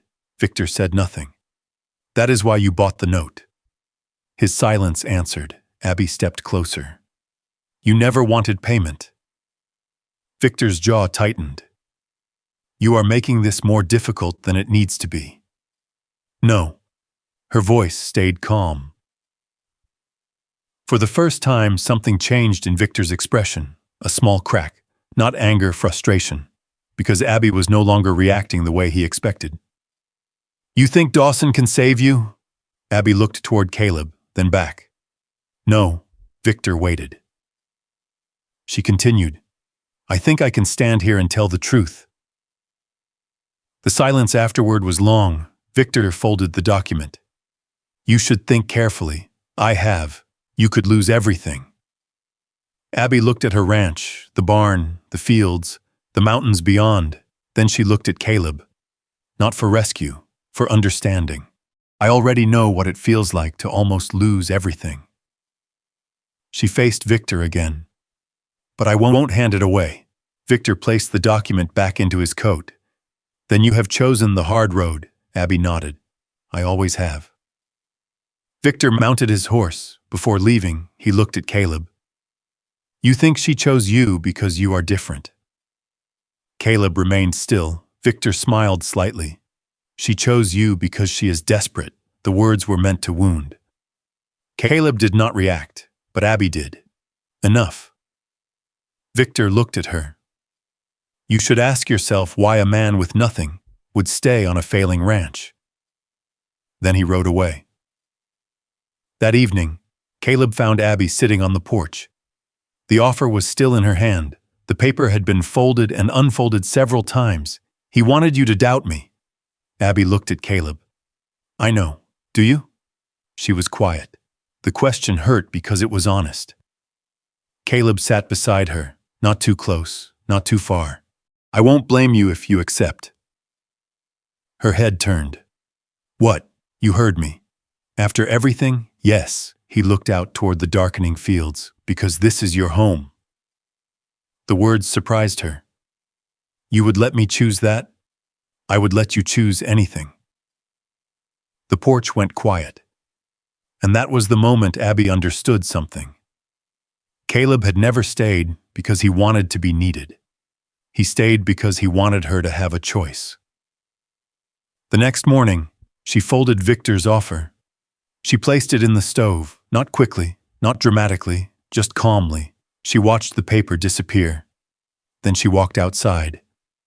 Caleb was already there. She looked at him. I made my choice. He waited. I'm fighting, a pause. Not because I don't have another option. She looked toward the ranch, because this one is mine. Caleb nodded, and for the first time in days, Abby felt something she had almost forgotten. Not victory, not yet, but direction. Then a rider appeared on the road from town, carrying a sealed envelope. And when Abby opened it, she saw a name she had not expected. Henry Wallace, retired territorial judge, a man who might know exactly how Victor Hale had been building his empire. And suddenly, the fight for Silver Creek Ranch became much bigger than one woman's home. The envelope arrived on a cold Tuesday morning. Abby found it sitting on the kitchen table when she returned from checking the eastern pasture. The paper was thick, the handwriting was careful, not the rushed writing of a merchant or the sharp lettering of a businessman, something older, something deliberate. She removed her gloves and opened it slowly. Caleb stood near the stove, pouring coffee into 2 tin cups. What is it? Abby read the first line again. Then she looked up. Henry Wallace. Caleb stopped. The judge? She nodded. The retired territorial judge. The room went quiet. Abby placed the letter on the table. He wants to meet. When? Tomorrow. Caleb looked toward the window. Outside, the fields stretched toward the mountains, covered in the pale colors of late autumn. Looks like we're going to Redstone Crossing. Abby folded the letter. Yes, a pause, and we need to be ready. Caleb noticed something in her voice. Not fear, not uncertainty. Something stronger, resolve. Henry Wallace lived outside town in a small house near the old river road. It was not what Abby expected. After years of hearing about judges and powerful men, she imagined something grand. Instead, she found a simple white house with a narrow porch, a stack of firewood beside the door, and a small garden that had already gone quiet for the winter. An old man answered the door. He wore a dark vest and held himself with the careful posture of someone who had spent a lifetime listening before speaking. Abigail Mercer? Yes, sir. His eyes moved to Caleb. And you must be Caleb Dawson. Caleb removed his hat. Sir. Henry Wallace nodded. Come inside. The house smelled like coffee and old books. Stacks of papers covered one corner of the room. Not messy, organized, the kind of organization created by someone who knew every document mattered. Henry poured coffee for all 3 of them. Then he sat across from Abby. I knew your father. That caught her attention. You did? Robert Mercer came before my court twice. Abby listened carefully, both times over land disputes. With Victor Hale? The judge looked at her. Yes. The answer settled heavily. Caleb leaned forward. What happened? Henry looked down at his hands. Your father was careful, very careful. A pause. He understood land was more than a piece of paper. Abby looked toward the window. That sounds like him. Henry nodded. Victor Hale understood that too. The old judge walked to a cabinet and removed a small wooden box. Inside were copies of documents. Your father suspected Hale was manipulating contracts. Abby stared. Why didn't he say anything? Henry looked at her. Because he was trying to protect you. That answer hurt more than she expected. He knew Victor was watching his property. Henry placed a document on the table. He believed Hale was waiting. For what? For him to be gone. The room became still. Abby looked down. Her fingers rested on the edge of the paper. Caleb watched her carefully. Henry continued. Your father was gathering evidence. He never finished. Because he died. The judge nodded. Abby looked away. For a moment, she was not thinking about Victor Hale. She was thinking about her father sitting at this same table years earlier, trying to protect a future he would never see. Henry spent the next hour showing them documents, old contracts, copies of debt agreements, records from ranch owners who had lost their land. A pattern. That was the word Caleb used. A pattern. Henry nodded. That is what worried your father. Abby looked through their papers. Families, names, places, people who had disappeared from the valley, not physically, just from the land. He did this to all of them. Henry did not answer immediately. Not exactly. He folded his hands. He did something more dangerous. What? He convinced them they had no choice. The words stayed with Abby because she understood that feeling, the slow pressure, the quiet exhaustion, the belief that fighting would only make things worse. Caleb looked at Henry. What can we do? The old judge studied him. You are not asking how to save the ranch. No. Caleb looked toward Abby. I'm asking how to stop him. Henry noticed. A small change passed over his face. Approval. Then you understand the difference. The following week changed everything. Henry Wallace agreed to help them prepare the case. Samuel Reed arrived with more records. Other ranchers began quietly coming forward. People who had been silent for years. People who had kept old receipts in drawers, letters in boxes, contracts they never understood. And slowly, Silver Creek Ranch stopped feeling like one woman's fight. It became something larger. But Victor Hale was not waiting. He knew, and Abby knew he knew. The morning before the hearing, Clara Whitfield arrived at the ranch. She looked nervous, more nervous than Abby had ever seen her. Clara? The store owner looked around before speaking. I need to tell you something. Abby invited her inside. Caleb closed the door behind them. Clara removed a small leather folder from her coat. I have kept these for years. Abby opened it. Inside were copies of contracts, receipts, loan papers. Her eyes moved across the pages. These are Victor's agreements. Clara nodded. I handled the supply accounts. Her voice lowered. I saw things that did not make sense. Why didn't you say anything? Clara looked down. Because I was afraid. Nobody judged her. Because Abby understood. Fear was powerful, sometimes stronger than anger. Clara continued. I told myself it wasn't my business. She touched the folder. But every time another family lost their land, I remembered those papers. She looked at Abby. I should have come sooner.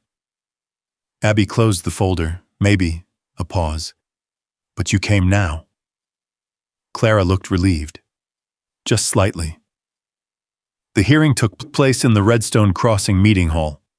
The entire town seemed to be there. Farmers, merchants, ranch owners.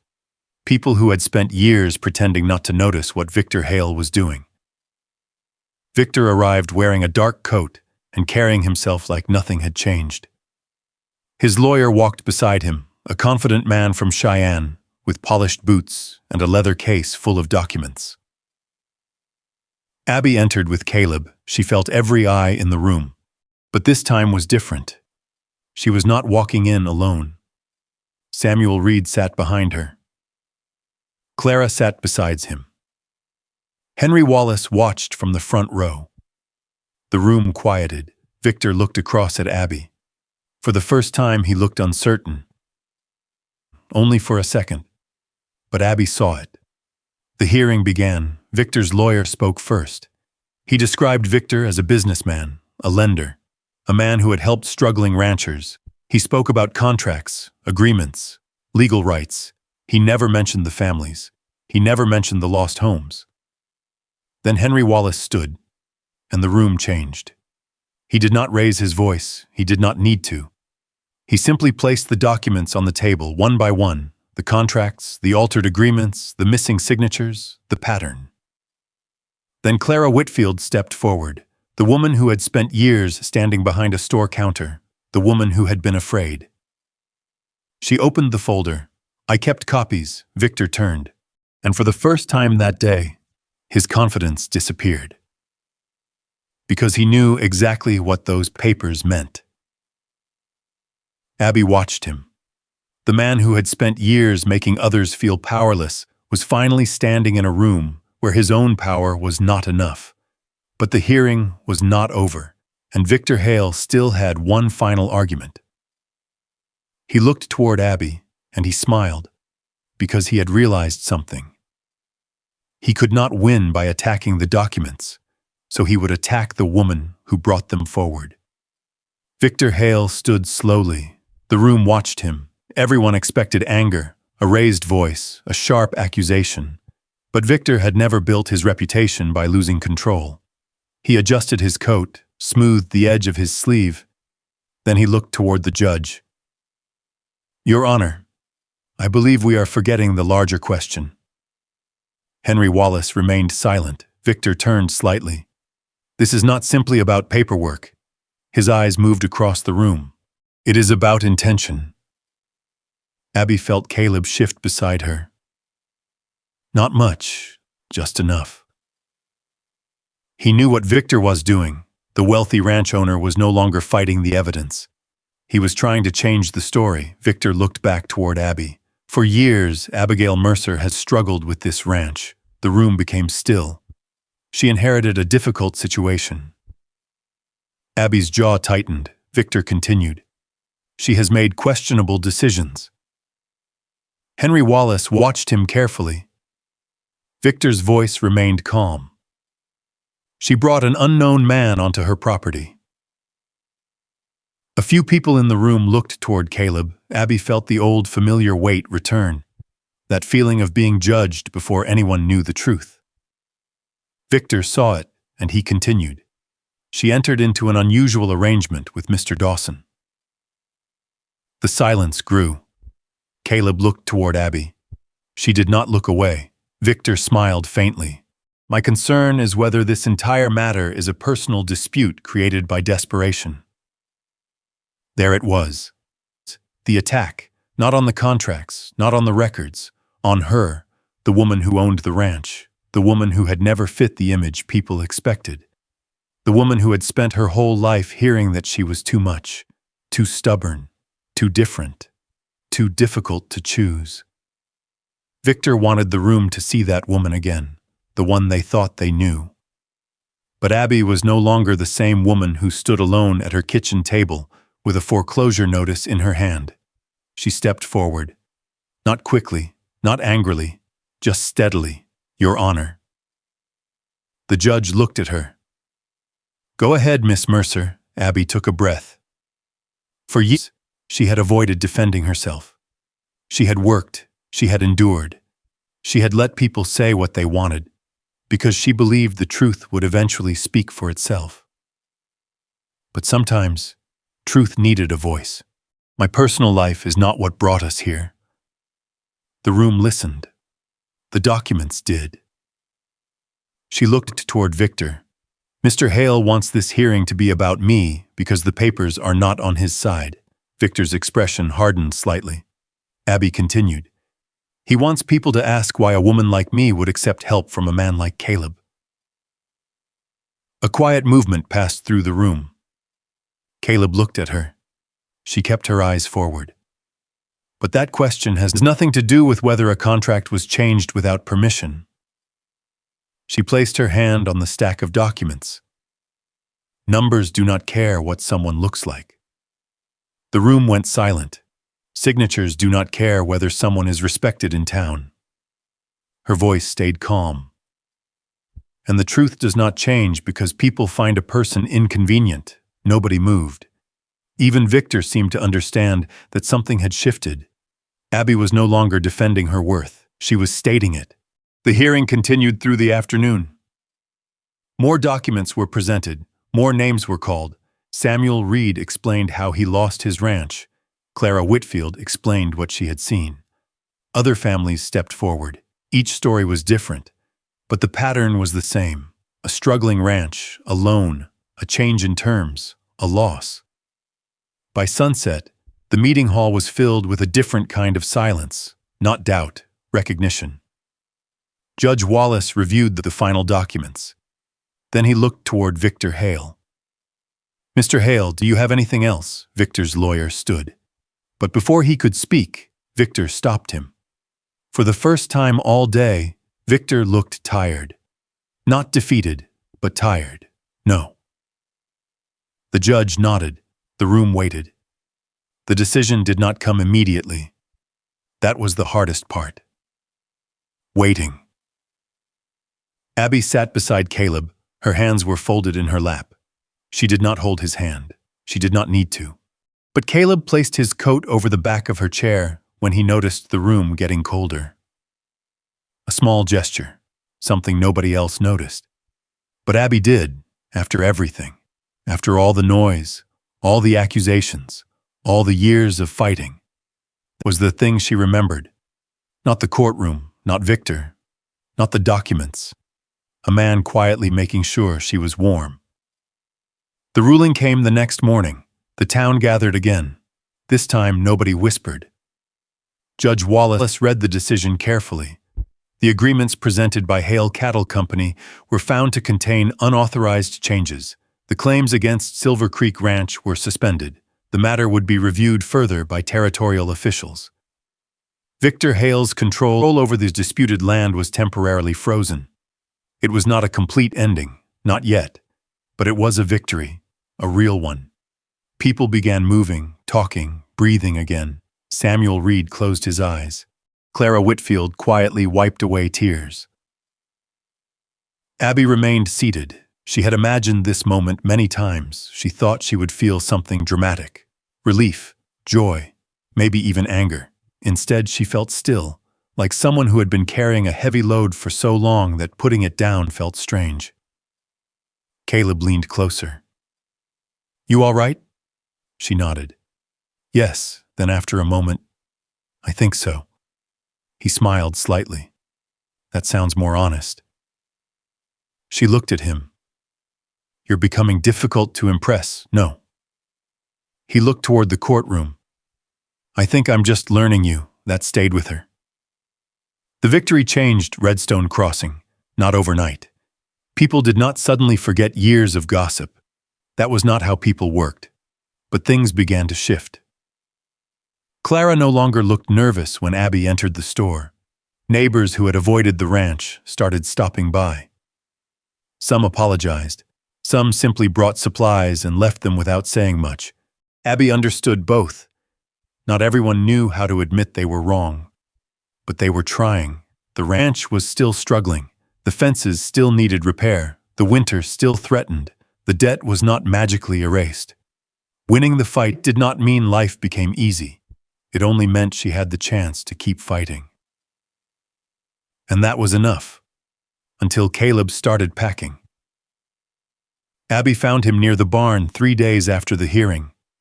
His belongings were tied neatly. His tools were organized, the same way they had been the morning he almost left before. She stopped at the doorway. Are you leaving? Caleb looked up. For a moment he did not answer, then he nodded. I think I should. The words hurt more than she expected. Why? He looked toward the ranch. Because you won. She stared at him. That makes no sense. It does. He picked up his old coat. You have your land. Your name is cleared. People are starting to see the truth. A pause. You don't need me standing here anymore. Abby walked closer. She repeated the word quietly, then she shook her head. That is what you still think this is about. Caleb looked at her. She stopped a few feet away. The ranch survived before you came. The wind moved through the open barn, but my life became different after you arrived. Caleb said nothing. Because sometimes the words a person fears hearing are the words they have spent their whole life hoping for. Abby continued. I never needed someone to save me. She looked at him. I needed someone who would choose me. His expression changed. Just slightly, but she saw it. The same fear, the same doubt, the same belief that he was only useful when he was needed. Caleb. He looked at her. You think leaving proves you are not a burden. A pause. But it also means you are deciding for me. He lowered his eyes, and for the first time he had no answer. Because she was right. That evening, they sat on the porch. The ranch stretched quietly before them. No arguments, no threats, no papers, just the sound of wind and distant cattle. Caleb finally spoke. I spent most of my life thinking people stayed because they had to. Abby looked at him, and now? He looked toward her. I'm trying to believe someone might stay because they want to. Neither spoke. The answer was not finished, not yet, but something had changed.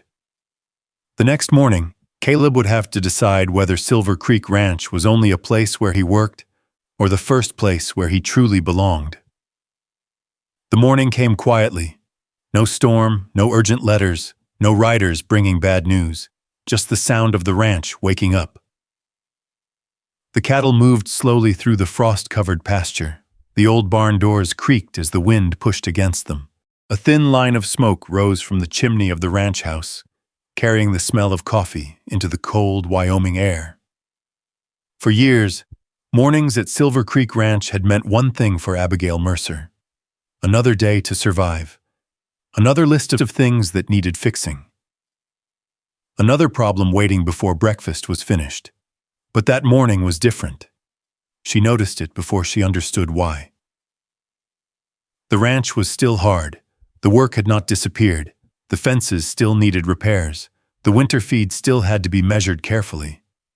The roof still needed another inspection before the next heavy snow. Nothing about the land had become easier, but when Abby stepped outside and saw Caleb near the barn, she did not feel the same weight in her chest. He was not leaving, not yet. He stood beside the workbench, repairing a broken bridle strap. His old coat was hanging on a fence post. His hat sat beside him. The small bag he had packed the day before was still there, but it was open, not ready to go, just there. Abby walked toward him, mourning. Caleb looked up. Mourning. A quiet moment passed. Neither rushed to fill it. That was something they had learned about each other. Silence did not always mean something was wrong. Sometimes silence was simply two people standing in the same place. Finally, Abby glanced toward the bag. You decided?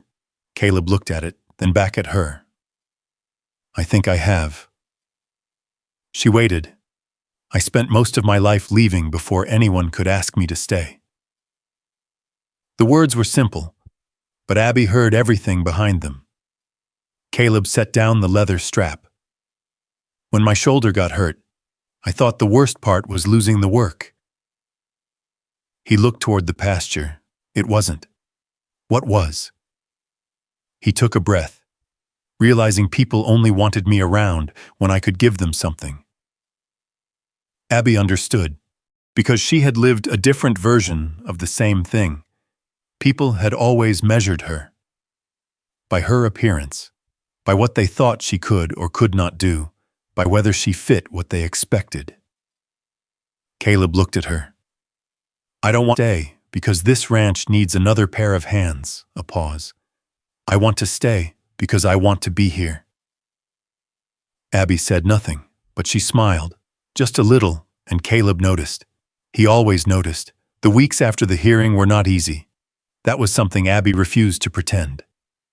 Winning against Victor Hale did not rebuild a broken fence. It did not repair a damaged roof. It did not make winter less cold. But the difference was that now, when Abby walked outside in the morning, there was someone beside her, not in front, not carrying her, beside her. They repaired the north pasture fence before the first deep snow.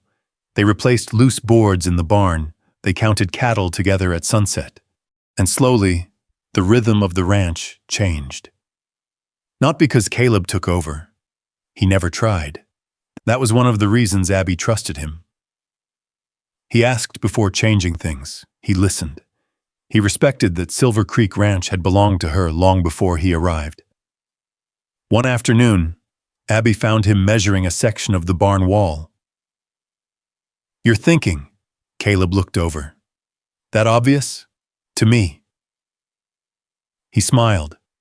I was thinking about expanding the storage area before spring. Abby crossed her arms. And why? Because you always run short on space during calving season. She stared at him. How long have you noticed that? A while. And you never said anything? He shrugged. You had enough people telling you what you should do. The answer caught her. Because that was Caleb. He saw things, but he never used what he saw to make her feel smaller. By spring, the first changes became visible. The winter had been harsh, but Silver Creek Ranch had survived. The cattle were healthy. The fields were recovering.